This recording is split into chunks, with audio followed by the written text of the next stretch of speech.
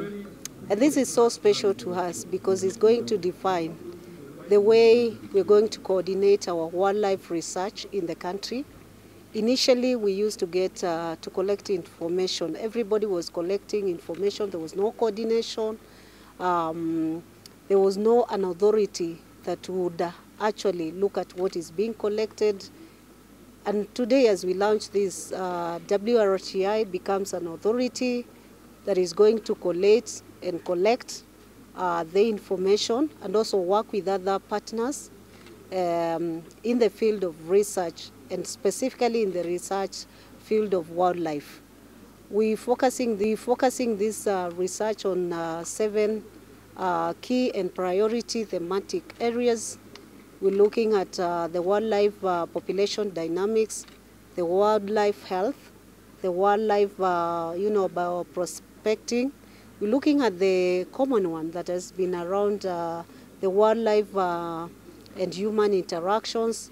We're looking at the wildlife economy, and we're looking at also the genetics of our wildlife. Now we've been doing the wildlife census in our country. We did it for the first time in 2021, and we're going to do it for the second time in 2024.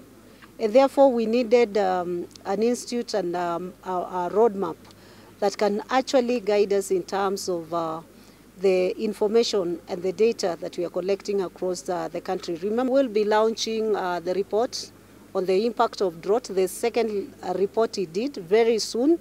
So very soon, before the end of next month, we are calling you so that we can launch that report, and you will be in a position to get the real position in terms of the impact of drought and any other challenge that is around that area.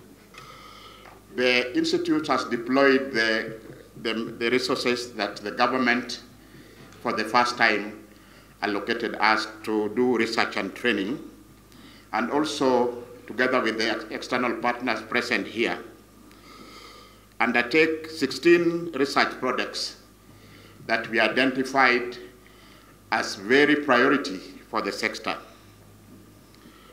And some of them included assessing the current capacity of closed systems.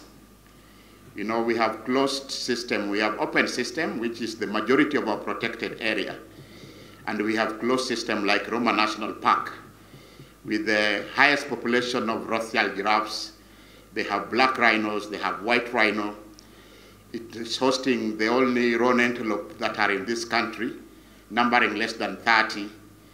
We've been able to do a biomass assessment to determine the capacity that is required within that reserve, including recommending to management, KWS, to destock some of those giraffes to their former ranges in the community conservancies in Baringo, where this setup has been done.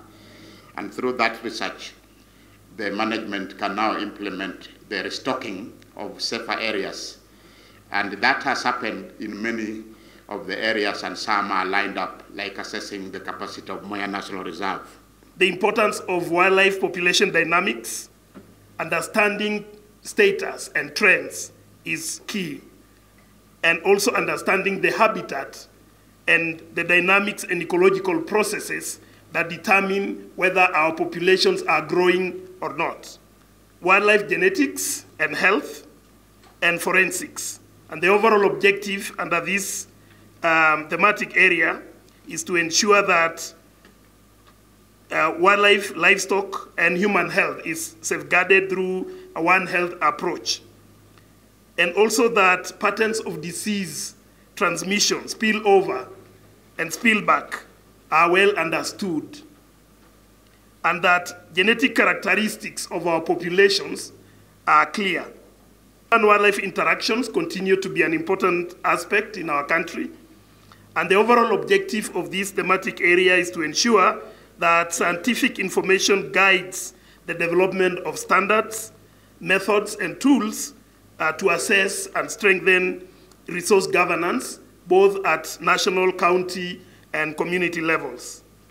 Number 6 is a very important subject today, the impact of climate change with the overall objective of this thematic area is to develop early warning systems, wildlife species management, and implement mitigation and adaptation measures that are necessary, and also, more importantly, to pilot nature-based solutions to address the climate change impacts, including the important subject of carbon credit assessment, valuation, and growing and developing carbon credit programs in our country.